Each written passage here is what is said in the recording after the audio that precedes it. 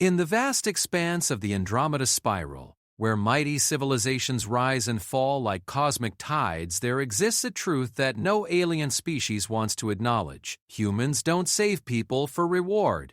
They do it because it's Tuesday. Captain Jake Morrison had rescued the Princess Queen Zalara of the Vorthak Empire not for glory, not for gold, not for political advantage. He'd done it because her distress signal interrupted his lunch, and leaving someone to die seemed like poor manners. What he didn't know was that this simple act of human decency was about to reshape the political landscape of 12-star systems, challenge the fundamental beliefs of ancient civilizations, and prove that sometimes the most dangerous thing in the universe isn't a weapon or a fleet, it's a human who genuinely doesn't want anything in return. The galaxy was about to learn that when humans say no payment necessary, they mean it. And that terrifies everyone. Captain Jake Morrison was halfway through a mediocre sandwich when the distress beacon lit up his console like a Christmas tree. The ham was too salty, the bread was 3 days past its prime, and the artificial gravity generator was making that grinding noise again that meant another expensive repair bill. He sighed, set down his lunch, and glanced at the flashing red light with the enthusiasm of a man asked to clean a public restroom. The wandering star wasn't much to look at. A converted cargo hauler with more patches than original hull plating, she'd been Jake's home for the better part of 7 years. He'd bought her with his discharge pay from the Terran Defense Corps, choosing independence over the comfortable pension they'd offered him after his service in the Proxima conflicts. Freedom, he'd learned, came with a side order of loneliness and consistently terrible food. The beacon's automated message crackled through his comm system in heavily accented standard. "This is Princess Queen Zalara of the Vorthak Empire. My vessel has suffered critical damage, requesting immediate assistance. Coordinates follow." Jake paused, sandwich halfway to his mouth. Princess Queen? That was either a translation error, or these aliens had some interesting ideas about titles. He pulled up the coordinates on his navigation system and groaned. The beacon was coming from the Drakmor Nebula, a swirling mess of ionized gas and spatial anomalies that most sensible pilots avoided like a tax audit, the kind of place where ships went to disappear, sometimes permanently. He could ignore it. Should ignore it, really. His cargo hold was full of medical supplies bound for New Geneva, and he was already behind schedule. The shipping company would dock his pay if he was late again, and his bank account was already running on fumes and hope. Besides, royal distress calls in the middle of nowhere had "elaborate trap" written all over them in glowing neon letters. The beacon repeated its message. Jake noticed something in the voice this time, beneath the formal request for aid. Fear. Real, honest fear that transcended species and universal translators. Someone was genuinely in trouble out there. "Damn it," he muttered, pushing the remains of his sandwich aside. His grandmother's voice echoed in his memory, the same tone she'd used when catching him avoiding chores. "Jacob Morrison, we don't leave folks in need, no matter how inconvenient it might be." 20 minutes later, the wandering star was threading her way through the nebula's outer edges, sensors straining against the electromagnetic interference. Jake had run similar rescue operations during his military service, but those had been coordinated efforts with backup and support. This was just him, his ship, and whatever was waiting in the swirling purple and gold clouds ahead. The distress beacon led him deeper into the nebula than any sane person would venture. The sensor readings were chaotic, jumping between contacts that might be debris, asteroids, or something much worse. Jake's hands moved automatically across the controls, making micro-adjustments to keep his ship stable in the turbulent space. Years of experience had taught him to trust his instincts when instruments failed, and right now his instincts were screaming that something was very wrong. He found the source of the beacon 47 minutes later, a sleek vessel that looked like it had been carved from a single piece of midnight blue metal. Even damaged, it was beautiful in the way that only truly advanced technology could be. Crystalline spires jutted from its hull at artistic angles, and what Jake assumed were weapon ports were arranged in patterns that suggested both function and aesthetics had been equally important to the designers. But beautiful or not, the ship was dying. Massive tears in the whole vented atmosphere in ghostly streams, and several of the crystal spires had been shattered. Scorch marks along the vessel's sides told the story of a recent battle, one that hadn't gone well for the ship's occupants. Emergency lights flickered weakly through the transparent sections of the hull, like a heartbeat growing steadily weaker. "Princess Queen Zalara, this is Captain Morrison aboard the Wandering Star," Jake transmitted. "I'm reading multiple hull breaches and failing life support. Can you respond?" The reply came immediately, voice tight with controlled panic. "Captain Morrison!" "Thank the eternal flames, someone heard our beacon. Our life support will fail within the hour. Can you facilitate evacuation?" "Working on it," Jake replied, already running docking calculations. The alien ship was too damaged for a traditional dock, but his cargo bay had an emergency airlock that might work. "I'm going to try to get close enough to extend a flexible dock." "How many passengers?" "Myself and 4 retainers. We can manage Eva suits if necessary." Jake nodded, though she couldn't see it. Eva would be safer anyway, given the state of her ship. "Roger that. I'll talk you through it. First, I need you to power down all non-essential systems. We don't want any electromagnetic interference when I get close." What followed was 30 minutes of the most delicate flying Jake had ever attempted. The nebula's energies played havoc with his maneuvering thrusters, and the alien ship's gravity field was fluctuating in ways that made approach vectors nearly impossible to calculate. Twice he had to abort his approach when debris from the damaged vessel threatened to puncture his own hull. But gradually, meter by meter, he brought the Wandering Star close enough to extend his emergency airlock. The first figure through the airlock confirmed that Princess Queen wasn't a translation error.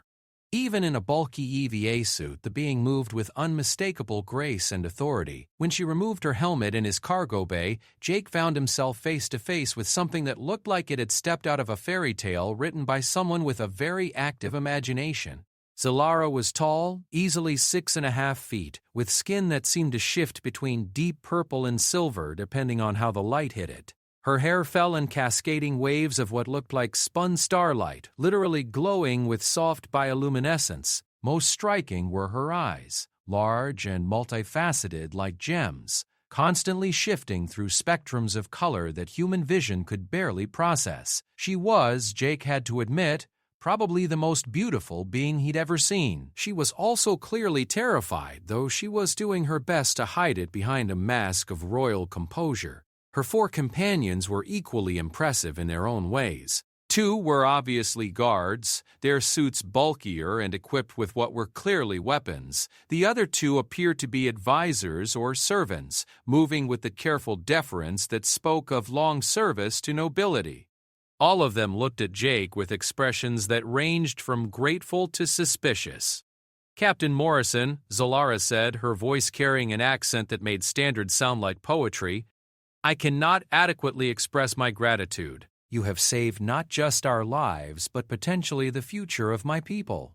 Just doing what anyone would do. Your ship's going to blow in about 10 minutes, so we should probably get clear first and talk later." The next few minutes were controlled chaos as Jake got his unexpected passengers settled and his ship clear of the nebula. The alien vessel exploded just as they reached safe distance, a brilliant flash that briefly outshone the nebula's swirling clouds. Zalara watched her ship's destruction through the viewport, her expression unreadable. "My apologies for the cramped conditions," Jake said once they were safely in normal space. "The Wandering Star isn't exactly built for passengers. After facing death in the void, Captain, any accommodation is luxurious." Zalara turned from the viewport to study him with those shifting, hypnotic eyes. "I must know, what do you require as payment for this rescue?" "Payment? Surely you did not risk your vessel and your life from mere altruism. Name your price. Gold, rare minerals, technology, political favor within the Empire. My family controls resources across 7 star systems." "I don't want anything," Jake said, genuinely confused by the question. "You were in trouble. I helped. That's how it works." The silence that followed was profound. Zalara's companions exchanged glances that seemed to carry entire conversations. One of the guards, a being with crystalline features that reflected light like cut diamonds, stepped forward. "Forgive me, Captain, but I must ask for clarification. You saved the life of the heir to the Vorthak Empire, risked your ship and cargo in a dangerous nebula, and you desire no compensation whatsoever. That's right. Jake was starting to feel like he'd missed something important. Look, I've got medical supplies to deliver, so if you could just tell me where you need to go. This is unprecedented, whispered one of the advisors, a being that looked like someone had given sentience to a particularly elaborate tree. In all the histories and all the diplomatic records, no species has ever refused payment for royal rescue. Zalara held up a hand for silence, but her eyes never left Jake's face. Captain Morrison, I believe there may be a cultural misunderstanding here. In civilized space, all actions have price. All favors create debt. All services demand payment. This is the natural order of things, the foundation upon which interstellar society is built. Okay, Jake said slowly. That's nice for you folks, but I'm human. We do things differently. How differently? Jake thought about it, trying to put into words something that had always just seemed obvious. We help because it's the right thing to do. Because someone needs help and we can provide it. Because leaving people to die when you can save them is... He paused, searching for the right word. It's just wrong. The expressions on the faces around him suggested he'd just claimed the ability to breathe vacuum or travel faster than light without a ship. Zalara in particular was staring at him with the kind of intense focus usually reserved for dangerous animals or unexploded ordnance. You speak of morality as if it exists independent of transaction, she said finally. As if the concept of right has meaning without corresponding payment or obligation. Doesn't it? Not in any civilized society I know of? Zalara moved closer, her luminescent hair shifting colors as she studied him. Captain Morrison, you may have inadvertently created a diplomatic crisis of unprecedented proportions. By rescuing you? By refusing payment for rescuing me. She turned to her advisors. Send a priority message to the Imperial Court. Inform them that we have encountered a species that appears to operate outside the fundamental principles of civilized interaction. Jake felt a sinking sensation in his stomach. That sounds bad, Captain, Zalara said softly. I'm afraid you have no idea what you've just done.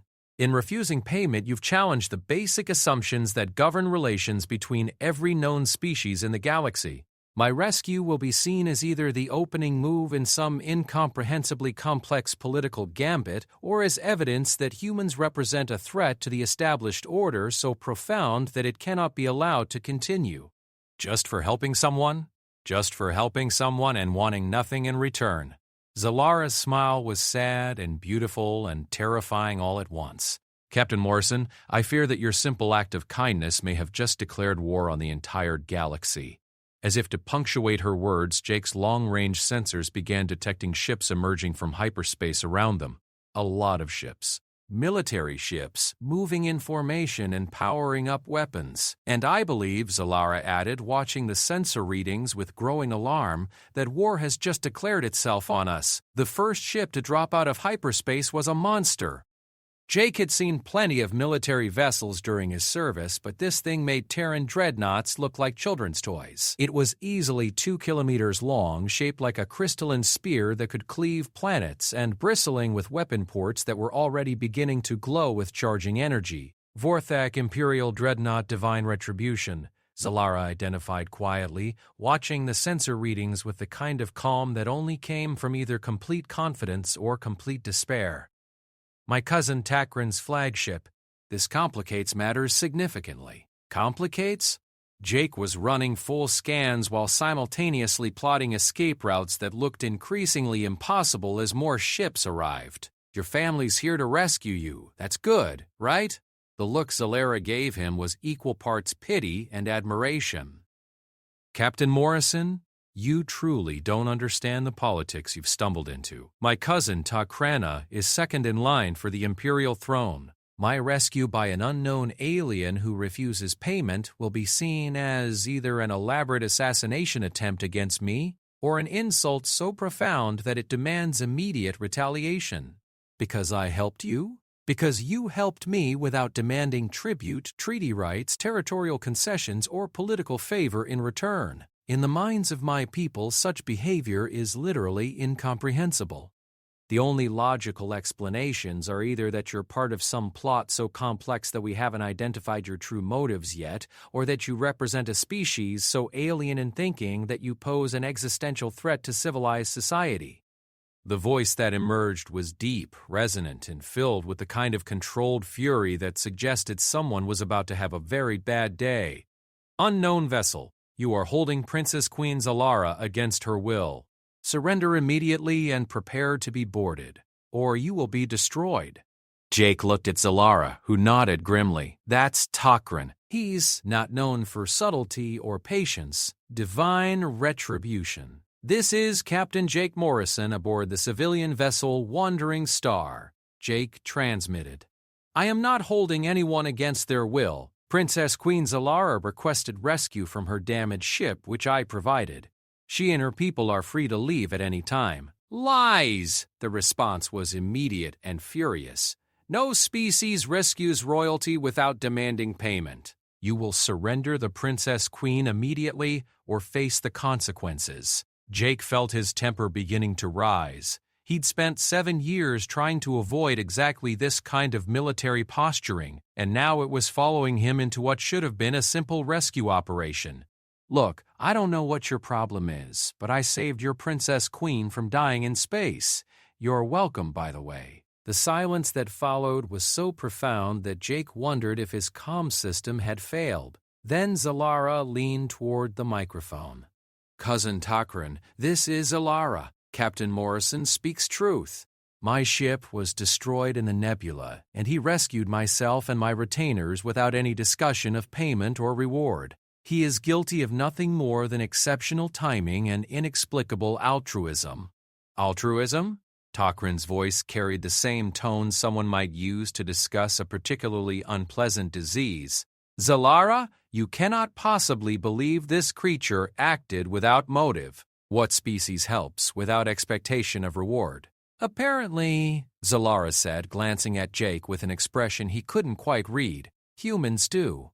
The comm went silent again, but Jake's sensors were painting a much more active picture.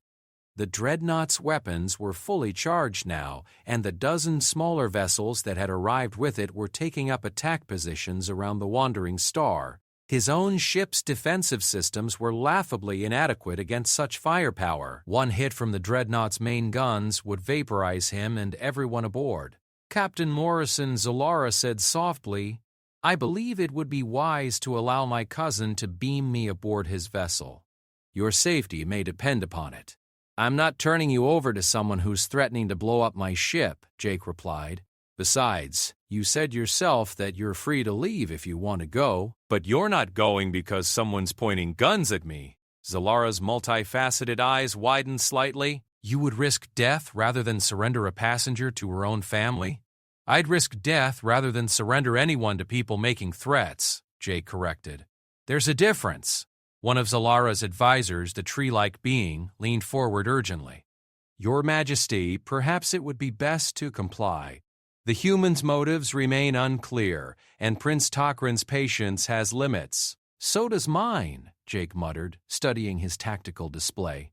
The Vorthak ships had him completely surrounded, but they were maintaining standard military formation. Textbook positioning that looked impressive but left several gaps that a small, fast ship might be able to exploit. Maybe? The comm crackled again. Zalara, you will return to the flagship immediately. This is not a request, cousin, Zalara replied with ice in her voice. You forget yourself. I am Princess Queen, heir to the imperial throne. I do not take orders from you, regardless of how many ships you bring to threaten innocent civilians. Innocent? Terran's laugh was harsh and bitter. This human has committed an act of aggression against the Empire by refusing to name his price for your rescue. Such behavior threatens the stability of our entire economic and social structure. He cannot be allowed to leave.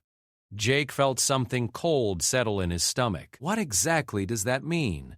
It means, Zalara said quietly, that you've become a political problem that requires a permanent solution. The tactical display showed the Dreadnought's main guns swiveling toward his ship. Jake's hands were already moving across his controls, charging his own pitiful defensive systems and preparing his engines for emergency acceleration. The wandering star might not be much in a fight, but she was fast when she needed to be. "Zalera," he said without taking his eyes off the display, "I need you and your people to strap in. This is about to get unpleasant." "Captain, you cannot seriously intend to fight a full Imperial task force with a cargo hauler." "Not fight. Run." "There's a difference." Jake's fingers danced across the navigation controls, plotting a course that would take them through the tightest gap in the Vorthak formation. "Besides, I've got medical supplies to deliver. People are counting on those medicines, and I'm not letting your cousin's political paranoia stop me from doing my job."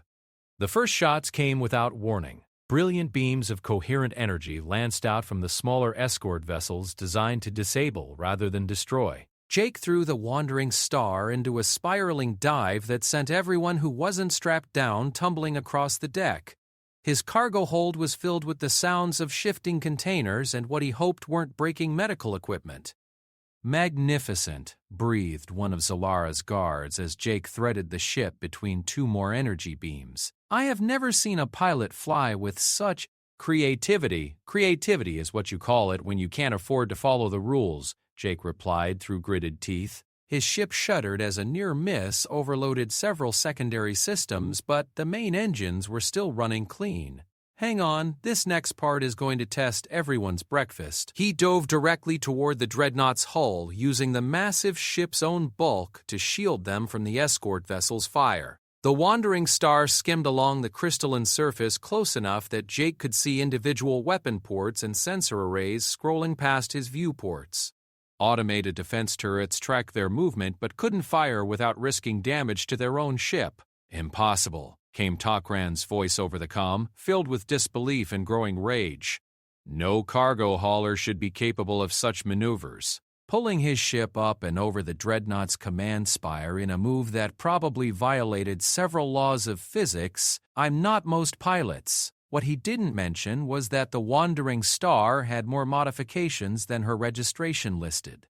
His 7 years of independence hadn't been entirely peaceful, and a man in Jake's line of work sometimes needed a ship that could do more than haul cargo from point A to point B. The engine upgrades alone had cost him 6 months' profit, but right now they were the difference between escape and becoming cosmic debris. He cleared the dreadnought's bulk and immediately threw the ship into a hyperspace entry vector, his navigation computer calculating jump coordinates while dodging fire from the Reform escort vessels. The problem was that hyperspace jumps took time to initialize and the Vorthak ships were closing fast. "Captain," Zalera said, her voice steady despite the chaos around them, "there is something you should know about my cousin. He is not merely paranoid about your motives. He is terrified of what you represent. A guy with a freight hauler, a species that acts without thought of profit or gain. Do you understand what that means to a civilization built entirely on the concept of transaction?" Jake spared her a glance while avoiding another energy burst. "I'm guessing it's not good." "It suggests that everything we believe about the nature of intelligence, about the fundamental drives that govern behavior, might be wrong. If humans can act altruistically, if you can help others without expecting reward, then perhaps our entire society is built on false assumptions." "So your cousin wants to kill me to protect his worldview. He wants to kill you to prevent the spread of ideas that could topple governments and reshape civilizations." Zalara's expression was serious, almost sad. "Captain Morrison, your simple act of kindness has challenged the philosophical foundations of a dozen different species. In rescuing me, you may have inadvertently started a revolution." The hyperspace calculation finally completed just as the escort ships got close enough for their weapons to become truly dangerous. Jake hit the jump controls and felt the familiar sensation of reality stretching and twisting around them as the wandering star slipped between dimensions. In the eerie silence of hyperspace, with the familiar blue-white tunnel of twisted space-time flowing past their viewports, Jake finally allowed himself to relax slightly. They were safe for now, but he had a feeling that safety was going to be increasingly hard to come by. "So," he said to Zalara, "who was studying him with those shifting, hypnotic eyes? Where exactly do we go from here?" That depends, she replied, on whether you're prepared to become the most wanted being in the galaxy. Jake thought about his quiet life hauling cargo between systems, about the peaceful anonymity he'd worked so hard to build after leaving military service. Then he thought about the medical supplies in his hold, about the people who needed them, and about the simple principle his grandmother had drilled into him from childhood. Well, he said finally, I've got deliveries to make. After that, I guess we'll see what happens. Zalara's smile was beautiful and terrifying in equal measure.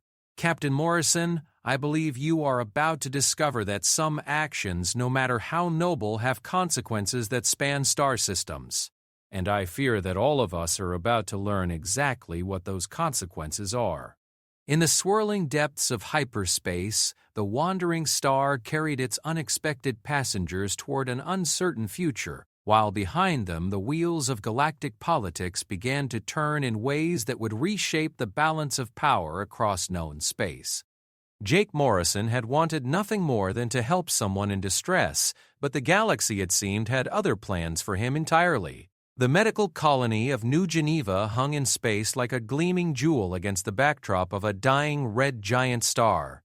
Jake had made the run to this particular outpost dozens of times over the years, delivering everything from bandages to experimental cancer treatments to the researchers and doctors who staffed the remote facility. It was honest work, the kind of job that let him sleep at night knowing he'd made a small difference in the universe. Unfortunately, honest work had become significantly more complicated since he'd decided to rescue a princess. 17 Imperial task forces are currently searching for us across this sector, Zalara reported from the co-pilot's seat, studying the intelligence reports her people had been intercepting. My cousin Takran has declared you an enemy of the state and placed a bounty on your capture that would buy a small moon.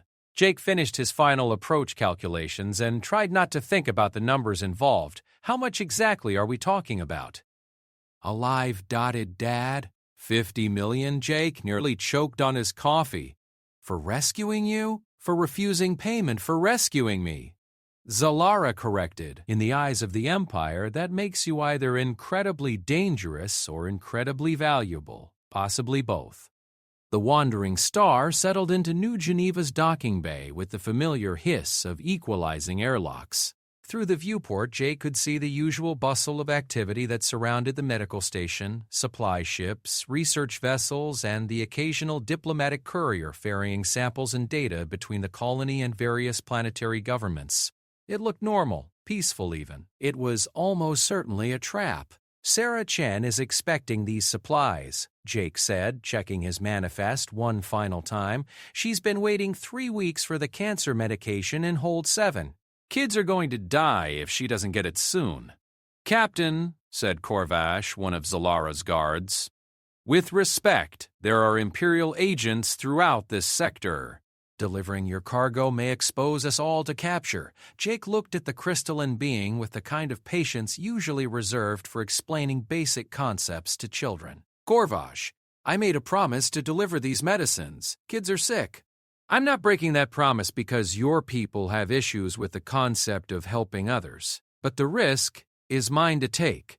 Jake stood and headed for the cargo hold. You folks are welcome to stay aboard if you're worried about Imperial agents. Zalara rose gracefully from her seat, her luminescent hair shifting through the spectrum as she moved. I will accompany you, Captain. It occurs to me that I've never seen human medicine in practice. This may be educational. Chen was waiting for them in the station's main medical bay, her relief obvious as Jake wheeled in the first container of supplies. She was a small, intense woman in her 50s who had devoted her life to treating diseases that affected multiple species across the galaxy. Jake had never seen her smile, but the closest she ever came was when he delivered her orders on time. Morrison, you beautiful bastard, she said, checking the manifest against her urgent needs list. I was beginning to think you'd been eaten by pirates or decided to take up competitive flower arranging. I've got 17 kids in critical condition waiting for these medications. Sorry for the delay, Doc. Ran into some complications, don't we all? Dr. Chen glanced at Zalara with professional interest. Vorthak physiology, unless I miss my guess. Don't see many of your people this far from the core systems. Medical tourism? Something like that? Zalara replied diplomatically. Jake spent the next hour helping Dr. Chen organize and distribute the medicines to various treatment centers throughout the station. It was routine work, the kind of simple task that reminded him why he'd chosen his current profession. No politics, no military posturing, just people helping other people because it needed to be done. It was while he was delivering antibiotics to the pediatric ward that Zalara's understanding of human nature began to shift in ways she would later describe as fundamentally disturbing. The children's ward was full of young beings from a dozen different species, all suffering from various forms of cancer that required specialized treatment unavailable on their homeworlds. They were frighteningly small and heartbreakingly brave, facing diseases that would challenge adults with the kind of matter-of-fact acceptance that only children could manage. Jake moved among them like someone who belonged there, checking on kids he remembered from previous deliveries, bringing small gifts and terrible jokes that made them laugh despite their circumstances. Zalara watched him interact with a young Altarian girl whose scales had been dulled by chemotherapy, saw him promise to bring her a book about Earth animals on his next visit, and began to understand something that challenged everything she thought she knew about motivation and reward. Captain Morrison is not paid extra for these visits, Dr. Chen observed, noticing Zalara's attention. He does this because he wants to. Strange concept for most species, I'm told. Indeed, Zalara murmured, watching Jake help a young Centaurian boy with his physical therapy exercises. Most strange. You know, Dr. Chen continued, I've had patients from 47 different species over the years. They all understand payment, transaction, quid pro quo. But humans? We're the only ones who seem to have this weird compulsion to help just because someone needs help. Makes us either the kindest species in the galaxy or the craziest. Jury's still out on which. Their conversation was interrupted by alarms throughout the station.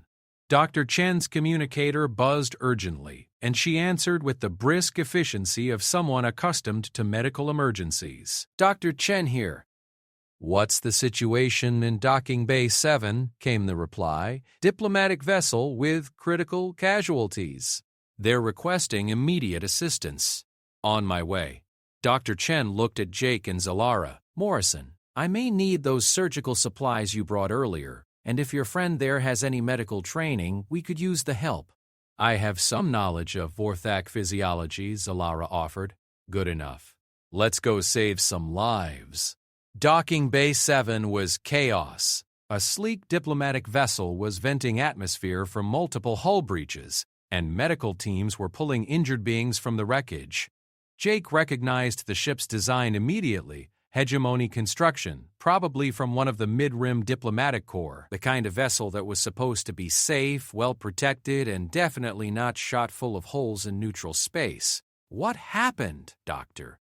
Chen demanded as she triaged the wounded with practiced efficiency. Pirate attack, gasped one of the survivors. A tall being with features that suggested distant human ancestry. They came out of nowhere, demanded tribute.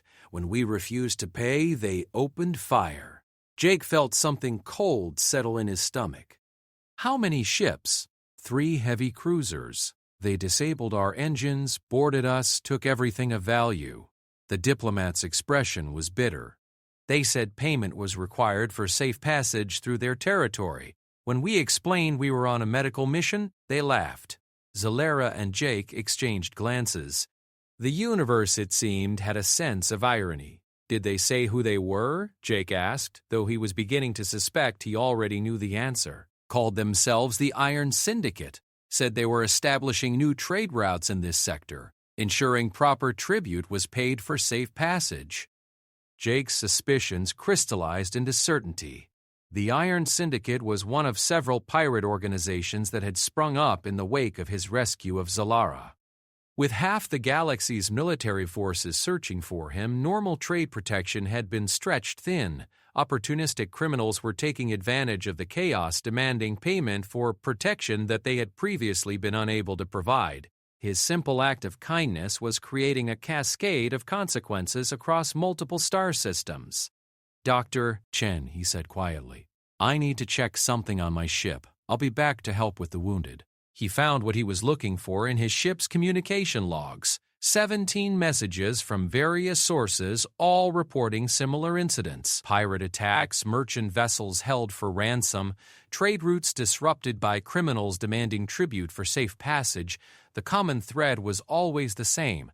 The attackers justified their actions by claiming that proper payment was required for all services, including the service of not being robbed. "The galaxy is learning your lesson, Captain Morrison," Zalaris said from behind him. "They are learning that humans believe some things should be done without payment." "They're learning the wrong lesson," Jake replied grimly. "They're using my actions to justify taking what they want by force. Are they wrong?" Zalara moved closer, her shifting eyes reflecting the glow of his computer displays. "You rescued me without demanding payment. These pirates provide safe passage and demand payment in return. The philosophical principle is the same. Like hell it is." Jake turned to face her, anger building in his voice. "I helped someone who was in trouble. They're threatening people who aren't bothering anyone. That's not philosophy, it's simple right and wrong." "But who decides what is right and wrong?"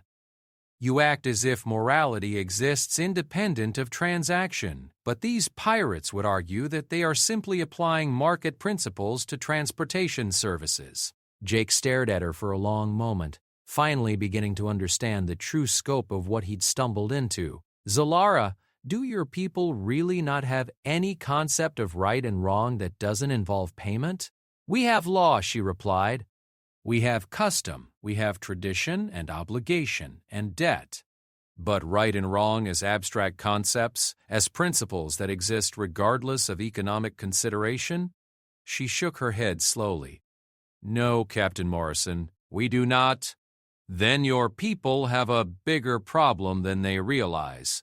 Before Zalara could respond, Jake's proximity alarms began screaming. 3 ships had just dropped out of hyperspace at the edge of the system, and they were accelerating toward New Geneva with the kind of aggressive intent that suggested they weren't here for the medical tourism. Iron Syndicate vessels, Jake identified, studying the sensor readings.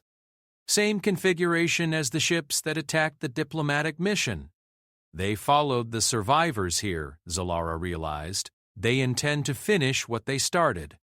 Jake was already moving toward the pilot's seat, his hands flying across the startup sequences. "Or they're here because they know I'm here. That bounty on my head is going to attract every criminal organization in the sector." "Captain," Zalara said urgently, "there are over 3,000 people on this medical station. Patients, doctors, researchers.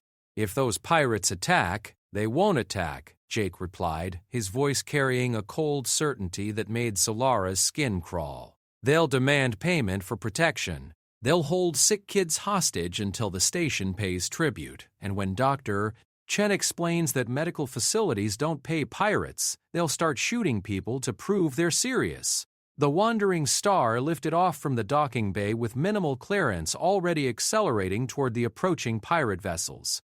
Jake's tactical display showed the odds clearly. 3 heavy cruisers against 1 modified cargo hauler. It was the kind of fight that usually ended with someone scraping debris off the hulls of the winning ships. "Captain Morrison," Zalara said quietly, "this is not a battle you can win." "Maybe not," Jake replied, arming his ship's modest weapon systems and plotting an intercept course. "But it's a battle I have to fight. These are not your people. This is not your station. You owe them nothing." Jake looked at her with something approaching pity. "Zalara, that's exactly why I have to fight. Because I don't owe them anything. Because helping people shouldn't require a debt or an obligation or a payment plan. It should just be what you do when people need help." As the Wandering Star accelerated toward 3 ships that could vaporize it without effort, Zalara began to understand that she was witnessing something that her civilization had never produced and might never understand. A being who would risk everything for strangers simply because it was the right thing to do. It terrified her more than she cared to admit. The lead pirate vessel was a brutal thing called the Crimson Harvest, its hull scarred by countless battles and bristling with weapons that had never been designed with mercy in mind. Captain Vex Korath commanded it with the kind of ruthless efficiency that had made the Iron Syndicate one of the most feared criminal organizations in 3 sectors.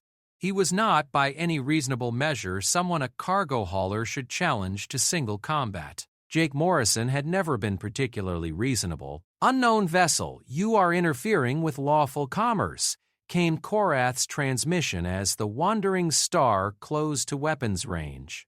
"Stand down immediately or be destroyed." "Lawful commerce?" Jake replied, checking his targeting systems. "Is that what you call threatening medical stations now? The medical station owes tribute for safe passage through our territory. Payment must be made or consequences will follow. This is the natural order of things. The natural order of things is that sick kids get medicine without having to pay protection money to pirates." The silence that followed was brief but profound. When Korath spoke again, his voice carried genuine confusion. "You would fight 3 heavy cruisers to defend strangers who owe you nothing? That's the idea." "Impossible. No species is that foolish." Jake armed his weapons and adjusted his attack vector. "You'd be surprised what humans will do when someone threatens kids." What happened next would be studied in military academies for decades to come, though most of the analysis would focus on the tactical impossibility of what Jake accomplished rather than the moral certainty that drove him to attempt it in the first place. The Wandering Star was not a warship. Her weapons were defensive in nature, designed to discourage pirates rather than engage them in direct combat. Her shields could absorb perhaps 3 direct hits from a heavy cruiser's main guns before failing catastrophically. By every reasonable military calculation, the engagement should have lasted approximately 47 seconds and ended with Jake's ship becoming an expanding cloud of superheated plasma. Instead, Jake Morrison proceeded to demonstrate why humans had earned their reputation as the galaxy's most dangerously unpredictable species. He opened the engagement by diving directly toward the Crimson Harvest at maximum acceleration, using the pirate ship's own bulk to shield him from the supporting vessels. His first shot took out the dreadnought's primary sensor array, blinding the massive ship to his exact position. His second shot disabled the port-side maneuvering thrusters, sending the ship into a slow spin that made coordinated fire impossible. "Inconceivable." Korath's voice crackled over the comm as his ship struggled to reacquire target lock. No cargo vessel should possess such maneuverability. He was too busy threading his ship between energy blasts that could have vaporized a small moon, using every modification he'd made to the Wandering Star over the past 7 years. The enhanced engines that had cost him 6 months' profit. The upgraded maneuvering thrusters that had required him to eat nothing but ration bars for 2 months. The military-grade sensor suite that had set him back a year's worth of cargo runs. All of it had been purchased with the understanding that sometimes a man in his line of work needed a ship that could do more than haul freight. He'd never imagined using it to single-handedly take on 3 pirate cruisers, but life had a way of surprising people. The second ship, the Iron Maiden, managed to get a targeting lock and fired a spread of plasma torpedoes that would have ended the fight if they'd connected.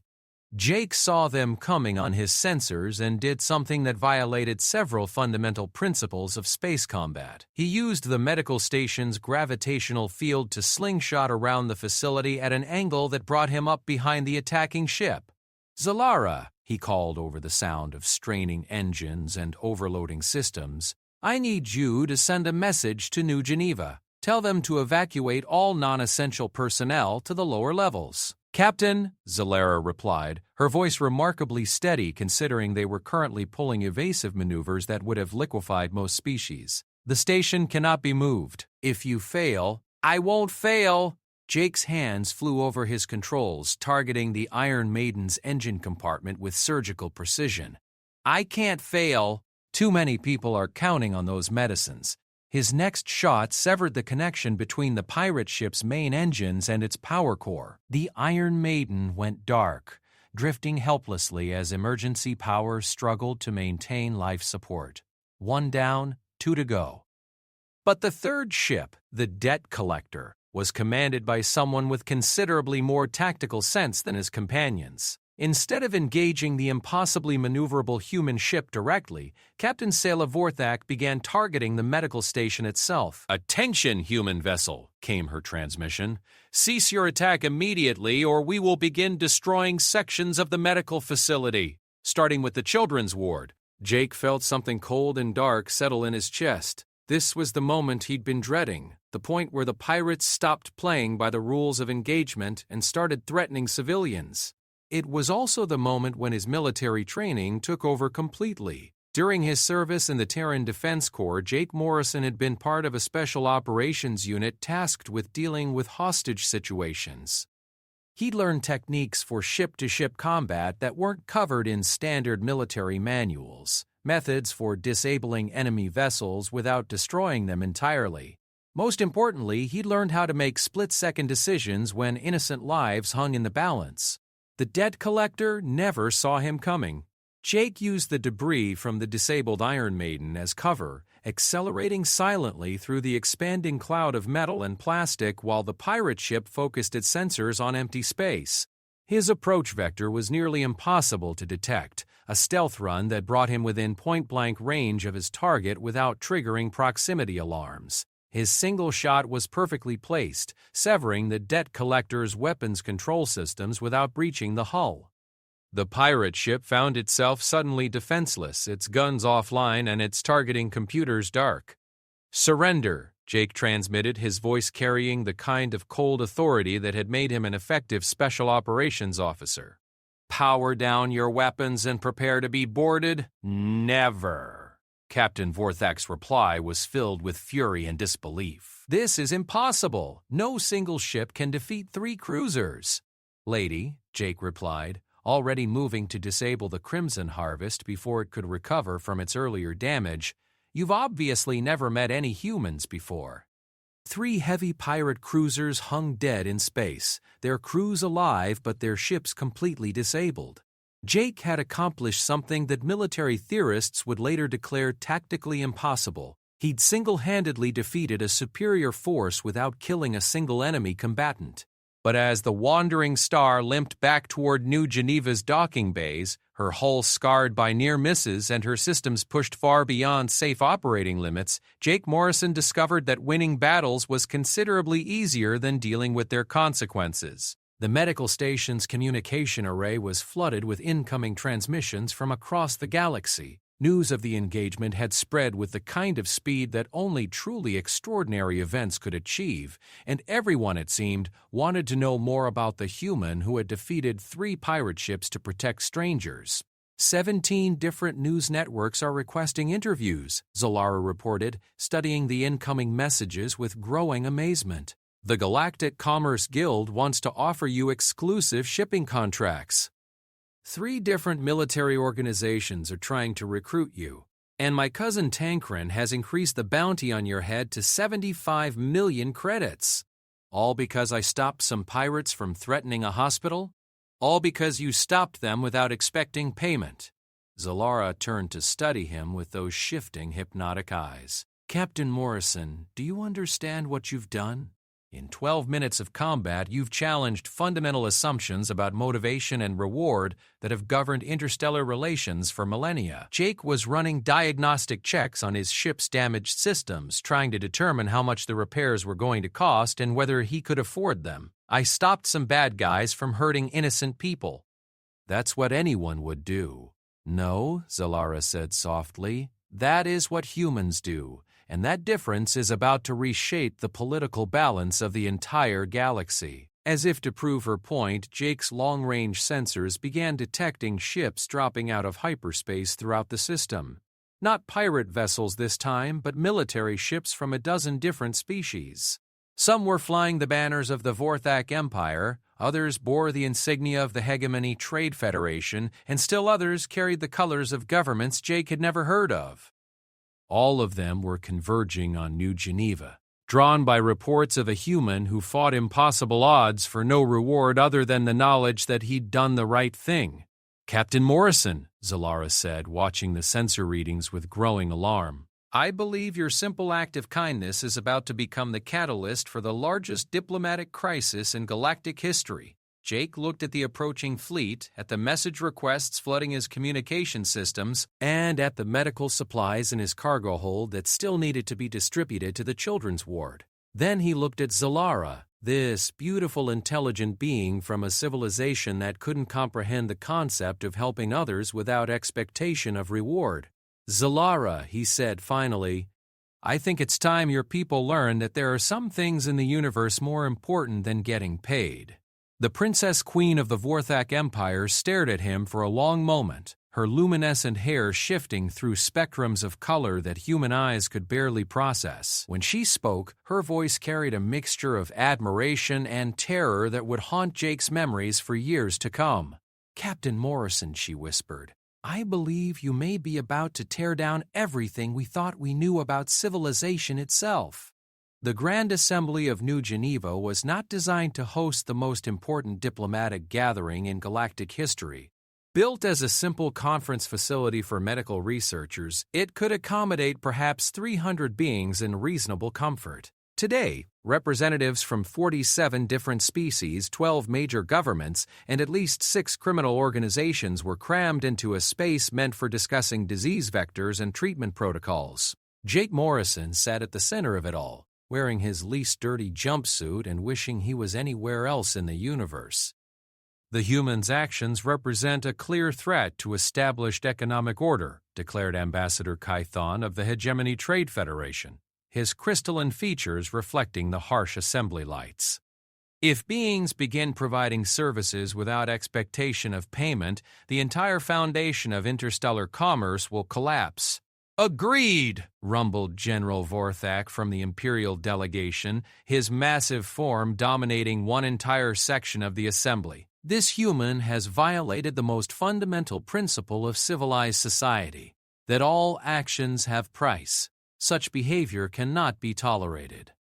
Jake listened to the debate with the kind of weary patience he usually reserved for dealing with customs officials and bureaucrats. For 3 days now, beings from across the galaxy had been arriving at New Geneva to discuss what they called the Morrison Protocol, his apparent ability to help others without demanding compensation.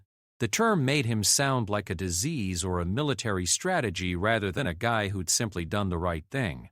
"If I may," Dr. Sarah Chen said from the Medical Observer section, "I'd like to point out that Captain Morrison's actions saved the lives of over 3,000 patients and staff. Perhaps we should be thanking him rather than treating him like a threat to civilization." "Thank him?" Ambassador Kython's translator struggled with the concept. "For what purpose? What debt would such gratitude create? What obligation would it establish?" Chen replied with the kind of patience usually reserved for explaining basic concepts to children. "That's the point." The silence that followed was profound. Jake had noticed that particular silence several times over the past few days, usually occurring whenever someone suggested that actions could be motivated by something other than economic transaction. It was the sound of an entire galaxy trying to process a concept that simply didn't fit into their understanding of how intelligence worked. Princess Queen Zalara rose from her seat in the Imperial delegation, her luminescent hair shifting through spectrums of color as she spoke. Perhaps it would be beneficial to hear directly from Captain Morrison regarding his motivations. We have spent 3 days debating his actions without understanding the reasoning behind them. "An excellent suggestion," agreed Chancellor Morpheus of the Centauri Republic, a being whose features suggested distant kinship with Earth's great apes. "Captain Morrison, would you explain to this assembly why you rescued Princess Queen Zalara without demanding payment?" Jake looked around the assembly hall at dozens of faces representing species he'd never seen before, all watching him with expressions ranging from curiosity to suspicion to barely concealed hostility. He thought about the simple life he'd built for himself, hauling cargo between star systems, about the peaceful anonymity that had been shattered the moment he'd answered a distress call from a dying ship. "She needed help," he said finally. "Someone was in trouble and I could fix it. That seemed more important than negotiating a fee." "But why?" pressed General Vorthak. "What benefit did you gain from this action? What advantage did it provide?" Jake considered the question, trying to find words that could bridge the gap between human thinking and whatever passed for logic in the rest of the galaxy. I slept better that night knowing I'd helped someone. I guess that was benefit enough. The silence returned, deeper and more troubled than before. Jake noticed several delegates consulting with their advisors in urgent whispers, as if he'd just admitted to some form of mental illness that required immediate treatment. "Captain Morrison," said Ambassador Veltar of the Regellian Consortium, her tentacled features writhing with what might have been confusion, "your statement suggests that you derive personal satisfaction from helping others without material compensation. This is unprecedented in our understanding of intelligent behavior. Maybe your understanding needs updating." Another silence, this one carrying undertones of something approaching fear. Jake was beginning to realize that his simple act of kindness had challenged more than just economic theories. He'd apparently questioned the fundamental assumptions these species made about the nature of consciousness itself. "The human's behavior represents an existential threat," declared Representative Thawne of the Merchants Collective, his mechanical voice carrying no emotion but somehow managing to convey profound unease anyway. "If altruistic action becomes normalized, the entire structure of galactic civilization will collapse. Trade will cease. Economic systems will fail. Chaos will ensue." Or, Dr. Chen interjected, "maybe we'll all become better people." "Better?" Thawne's optical sensors focused on her with laser precision. "Define this term in economic context." "That's the problem," Jake said, finally understanding the true scope of what he'd stumbled into. "You can't define better in economic context. Some things just are better, regardless of profit margins or transaction costs." He stood up, looking around the assembly at beings who had traveled across the galaxy to debate the implications of basic human decency. "You want to know why I helped Princess Queen Zalara? Because leaving someone to die when you can save them is wrong. Not economically inefficient, not strategically disadvantageous. Wrong, as in morally incorrect, as in the kind of thing that makes you less of a person if you do it." "Morally incorrect?" General Vorthak's voice carried genuine bewilderment. "Define morality without reference to economic benefit or social obligation." Jake stared at him for a long moment, finally grasping the true horror of what he was facing. These beings, these entire civilizations, had built their societies around transaction and debt and payment, and in doing so had apparently lost the ability to understand concepts like right and wrong as independent principles. "General," he said quietly, "if you can't understand morality without relating it to profit, then your people have bigger problems than my rescue of the Princess Queen." The debate that followed would be remembered as the moment when galactic civilization split along philosophical lines that had never existed before. Species began choosing sides based on their ability to comprehend altruistic behavior, with humans suddenly finding themselves at the center of alliances they'd never sought and conflicts they'd never imagined. The immediate crisis was resolved when Princess Queen Zalara made an announcement that stunned both sides of the growing divide. "I hereby renounce my claim to the imperial throne," she declared, her voice carrying across the silent assembly with crystal clarity. "Furthermore, I request political asylum with the Terran Defense Corps that I might study this concept of altruistic behavior that Captain Morrison has demonstrated." The chaos that followed lasted for 6 hours and required intervention from New Geneva's security forces to prevent several diplomatic incidents from escalating into actual warfare. When order was finally restored, Jake found himself face to face with a being whose decision to abandon everything she'd ever known had been inspired by his simple act of kindness. "Zalara," he said, "you don't have to do this. I never asked you to give up your entire life." "That," she replied with a smile that was beautiful and sad and hopeful all at once, "is exactly why I must. Captain Morrison, you have shown me that there are ways of thinking, ways of being that my civilization has never explored. If I am to understand what you represent, I must learn to see the universe through human eyes." "And if you don't like what you see?" Her luminescent hair shifted through spectrums of color he'd never seen before, patterns that somehow conveyed emotions his species had no names for. Then at least I will have learned something that cannot be purchased with any amount of credits or measured by any economic system.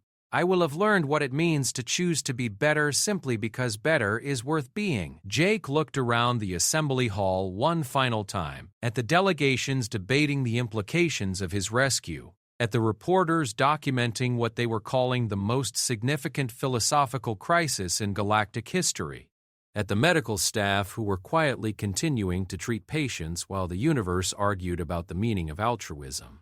"So what happens now?" he asked. Zalara's smile widened, and for the first time since he'd met her, it carried no trace of sadness or fear. "Now, Captain Morrison, we find out whether the galaxy is ready to learn what humans have known all along, that some things are worth doing simply because they're worth doing. And if they're not ready, then we'll help them learn anyway." Her eyes shifted through patterns of light that seemed to reflect the stars themselves. "After all, as you've shown me, helping others is what humans do, whether they ask for it or not." 3 months later, the Wandering Star lifted off from New Geneva with the most unusual crew in its operational history. Jake Morrison remained captain, but his passenger manifest now included a former imperial princess learning to see the universe through the lens of altruistic behavior, 2 reformed pirates who had decided that helping people was more satisfying than robbing them, and Dr. Sarah Chen, who had taken a leave of absence from the medical station to study the sociological implications of human morality on galactic civilization. Their destination was officially listed as various humanitarian missions throughout the Outer Rim territories. Unofficially, they were carrying medicine to colonies that couldn't afford it, rescuing stranded travelers without demanding payment, and generally demonstrating that there were alternatives to the transaction-based philosophy that had dominated galactic civilization for millennia. Jake had never wanted to be a revolutionary. He'd simply wanted to help someone who was in trouble. But the universe, it seemed, had decided that sometimes the most profound changes began with the simplest acts of kindness. As the Wandering Star jumped to hyperspace, carrying its crew toward whatever crises awaited them in the wider galaxy, Jake Morrison reflected on the strange turns his life had taken. He'd rescued a princess and accidentally challenged the fundamental assumptions of an entire civilization. He'd fought pirates to protect strangers and somehow inspired beings across the galaxy to question the nature of morality itself, all because he'd answered a distress call and refused to ask for payment. His grandmother would have been proud. Behind them, the political landscape of known space continued to shift in ways that would reshape the balance of power for generations to come. Species aligned themselves along philosophical lines, with humans suddenly finding themselves as reluctant leaders of a movement they'd never intended to start. The concept of altruistic behavior spread like wildfire through cultures that had never imagined such a thing was possible. But in the end, the most important change wasn't political or economic or even philosophical. It was the simple recognition that sometimes, in a universe full of species calculating cost and benefit, someone needed to stand up and do the right thing simply because it was right. Jake Morrison had never sought payment for his heroics in saving the Princess Queen. However, the rewards he'd received, friendship, purpose, and the knowledge that he'd helped make the galaxy a slightly better place, were worth more than any amount of credits could ever buy. Even if he'd never admitted to the beings who were still trying to figure out how to pay him for services he'd never charged for in the first place.